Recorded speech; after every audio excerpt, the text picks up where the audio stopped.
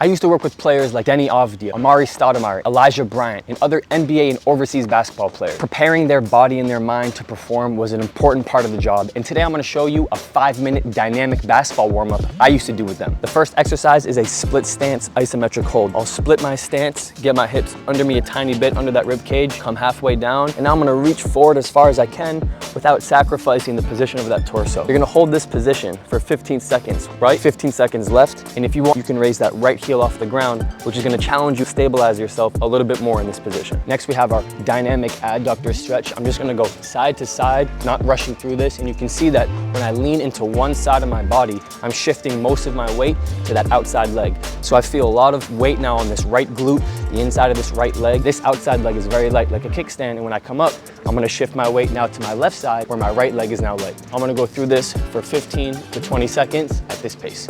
Now I'm gonna do balance forwards and backwards, continuous at this pace. I'm not trying to get heavy on either foot, and I'm gonna maintain this for 10 seconds with my right leg forward, and then I'll switch to my left leg, and that was going forwards and backwards. Now I'm gonna move side to side.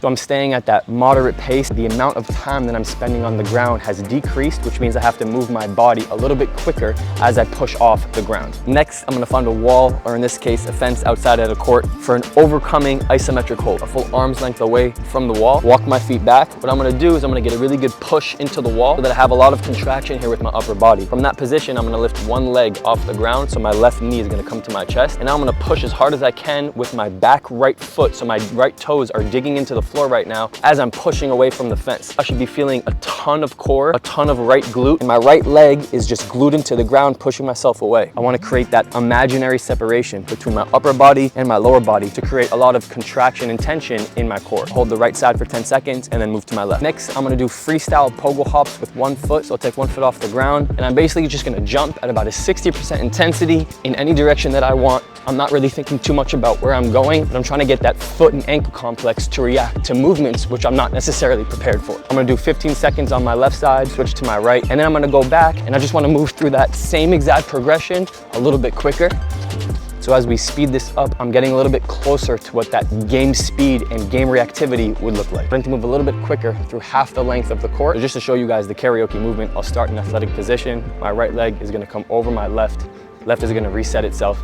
Now my right leg is going to go behind my left. Left is going to reset itself. Starting from the baseline all the way to half court, working on that hip mobility, getting my hips to shift and starting to change direction a little bit quicker.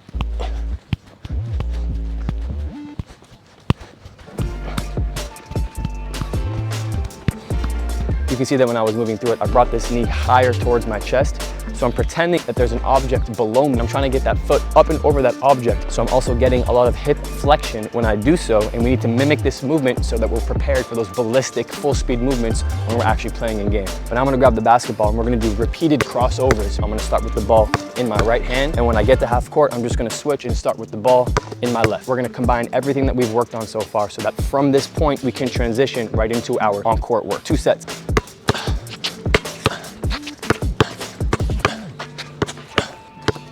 And now you're ready to go. That was a 5-minute quick NBA overseas dynamic warm-up for you. Subscribe for more videos like this.